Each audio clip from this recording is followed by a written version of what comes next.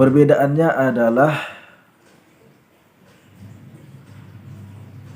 Alkitab mengatakan orang yang dikasihi, orang yang baik itu, orang yang membawa damai di dunia disebut dengan anak-anak Allah. Sedangkan di dalam Al-Quran, orang yang baik itu, orang yang soleh itu, orang yang membawa damai itu disebut dengan hamba Allah. Jadi hanya penyebutannya saja. Jadi mengapa di dalam Al-Quran tidak boleh disebut dengan anak Allah? Karena nantinya takut orang-orang di akhir zaman akan menyembah manusia sebagai utusan Allah. Jadi Allah telah menghilangkan nama anak Allah dari kitab yang terdahulu menjadi hamba Allah di dalam Al-Quranul Karim. Nah,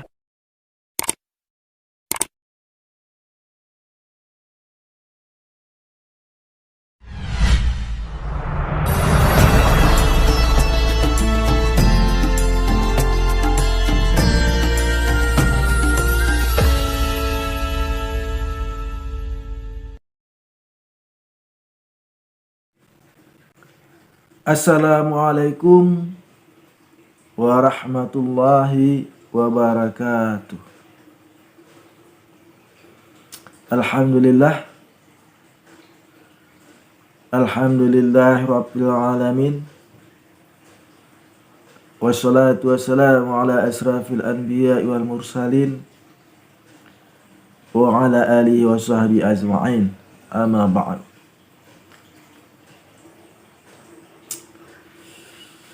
Pemirsa yang dirahmati Allah,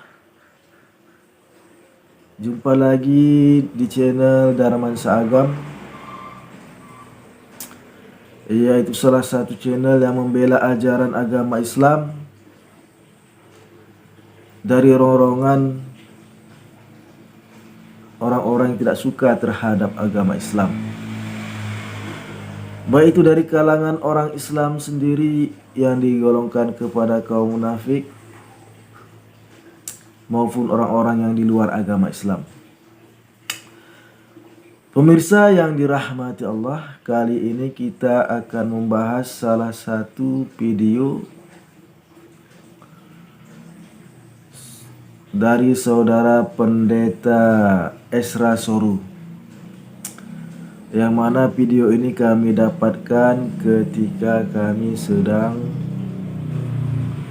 melihat-lihat mencari tentang dakwah. Tiba-tiba terlihatlah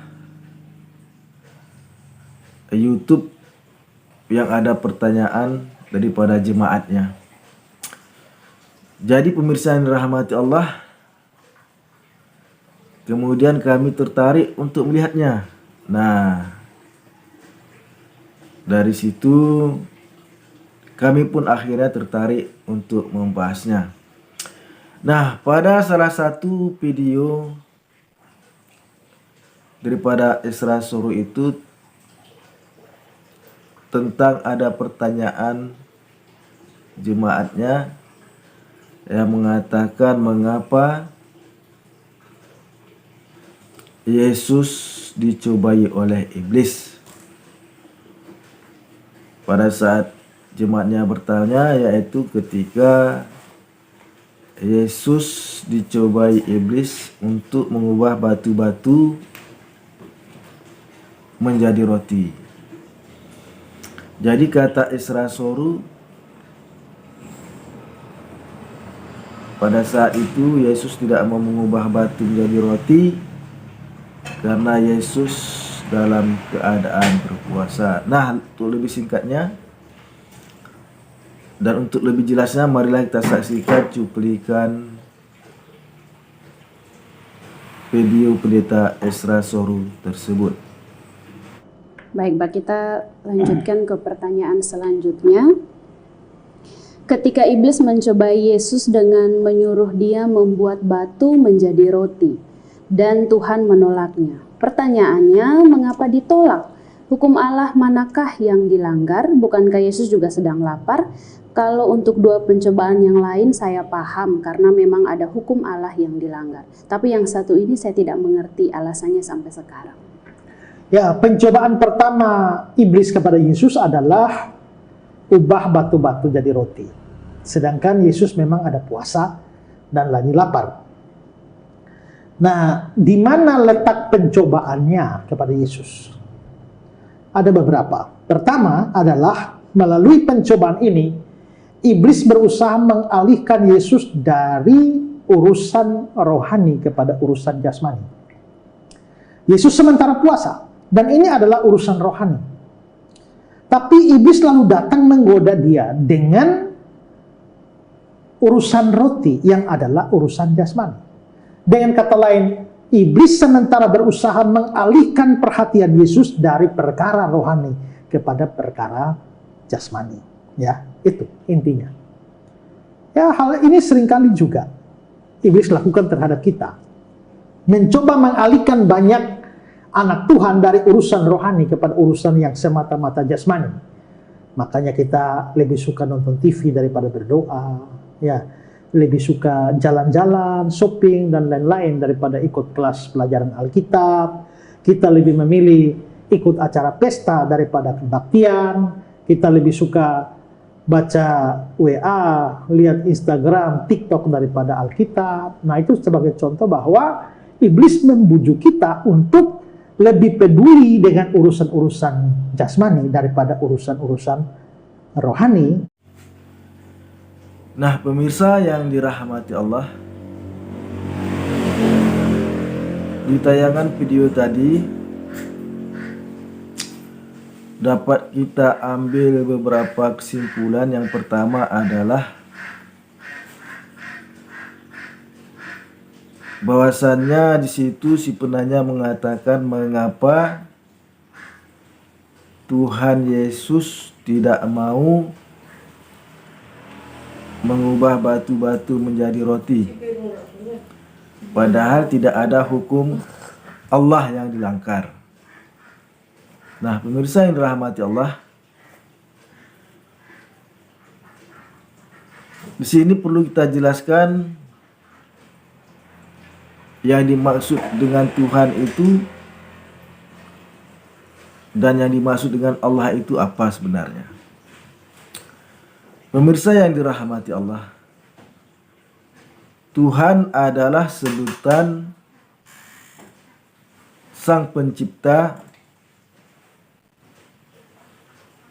dalam bahasa Indonesia. Tuhan ini orang-orang Melayu, orang-orang Aceh menyebutkan Tuhan sebagai Sang Pencipta alam semesta ini. Sedangkan Allah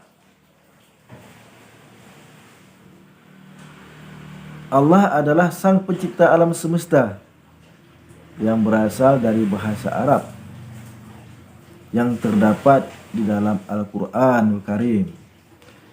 Jadi di dalam Al-Quran Sang Pencipta alam semesta ini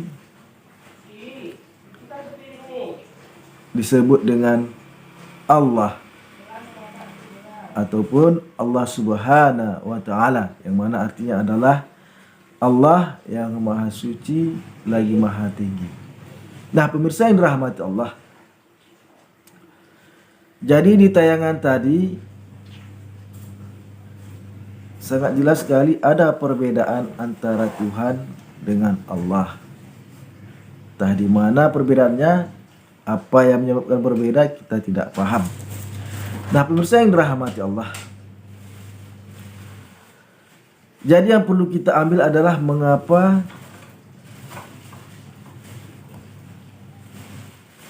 Yesus itu tidak mau mengubah roti, tidak mau mengubah batu menjadi roti, karena kata Esra Soru bahwasanya Yesus itu lagi berpuasa. Dan Yesus itu dicobai oleh iblis. Nah, pemirsa yang dirahmati Allah, jadi ini sangat jelas sekali bahwasannya secara tidak langsung pendeta Esra Suru telah mengakui bahwasannya Yesus itu bukanlah Allah sang pencipta alam semesta. Mengapa? Sebab karena Yesus itu dicobai oleh iblis dan sedang lagi berpuasa. Nah, di sini jelas di dalam Alkitab mengatakan bahwa Yesus itu sedang dicobai oleh iblis yang lagi berpuasa. Nah, jika kita ambil dari pernyataan Esra Suru tadi, sangat jelas sekali bahwasannya ada yang lebih kuasa daripada Yesus, yaitu mereka menyebutnya dengan Allah, sedangkan kita adalah Allah. Nah, pemirsa yang dirahmati Allah,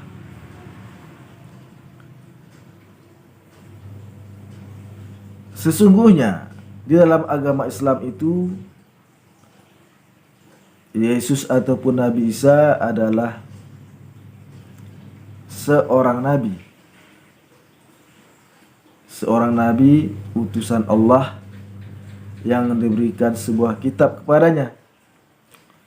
Ini terdapat di dalam surah Maryam ayat 30, yang mana surat Maryam itu berbunyi a'udzubillahi minasyaitonirrajim, bismillahirrahmanirrahim. Qala ini abdullah ataniyal kitaba wa ja'alani nabiyyin, yang artinya Isa berkata bahwasanya sesungguhnya aku adalah hamba Allah,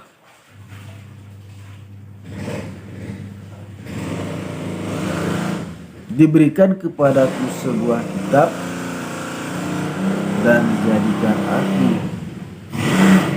seorang nabi. Ini terdapat dalam Al-Quranul Karim dalam surat Maryam ayat yang ke-30. Nah, pemirsa yang dirahmati Allah, sebenarnya ada perbedaan yang sangat menyolok antara Alkitab dengan Al-Quranul Karim. Perbedaannya adalah Alkitab mengatakan orang yang dikasihi, orang yang baik itu, orang yang membawa damai di dunia disebut dengan anak-anak Allah. Sedangkan di dalam Al-Quran, orang yang baik itu, orang yang soleh itu, orang yang membawa damai itu disebut dengan hamba Allah. Jadi hanya penyebutannya saja. Jadi mengapa di dalam Al-Quran tidak boleh disebut dengan anak Allah? Karena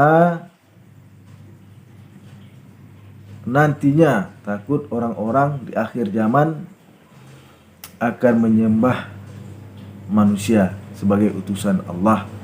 Jadi Allah telah menghilangkan nama anak Allah dari kitab yang terdahulu menjadi hamba Allah di dalam Al-Quranul Karim. Nah, ini terdapat dalam kitab Matius pasal 5 ayat 9 yang mengatakan bahwasannya orang yang membawa damai itu disebut dengan anak-anak Allah. Nah, ini sebagaimana, baiklah, lebih jelasnya kita saksikan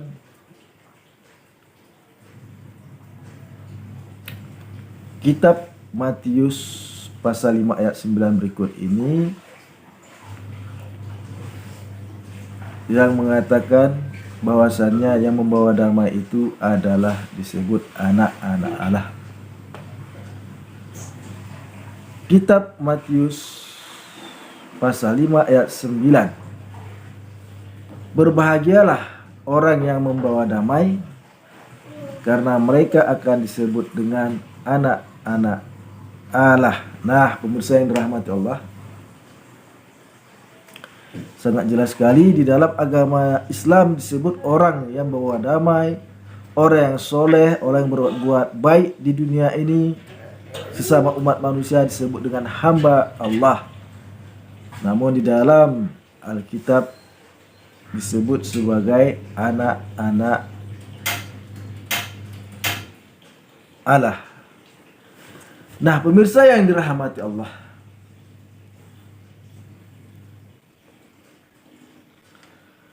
dari tayangan video Pendeta Osra Suru dapat kita ambil, dapat kita simpulkan bahwasanya ternyata Yesus itu lebih rendah di bawah Allah, karena Yesus itu dicobai oleh iblis, namun dia tidak mau mengubah batu menjadi roti karena sedang berpuasa.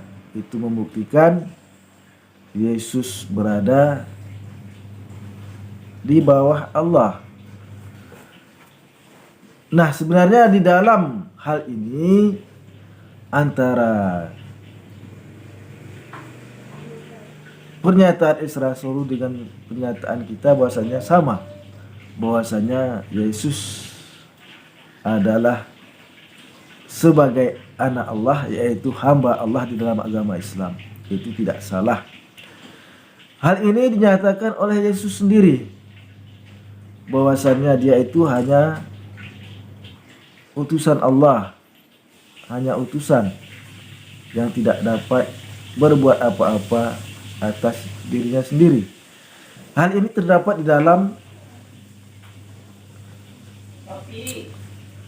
kitab Yohanes pasal 5 ayat 30,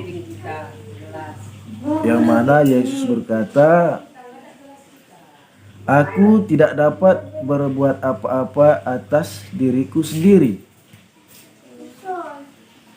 Aku menghakimi apa yang aku dengar, dan penghakimanku adil, karena aku tidak menuruti kehendakku sendiri, melainkan kehendak Dia yang mengutus aku." Nah, pemirsa yang dirahmati Allah,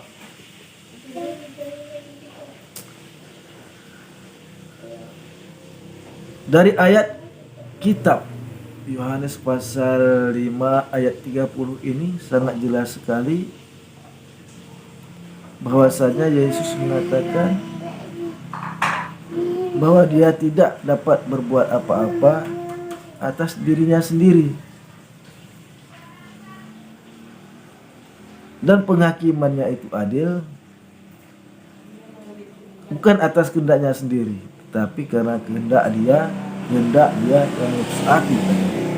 Nah, di sini sangat jelas sekali bahwasanya ada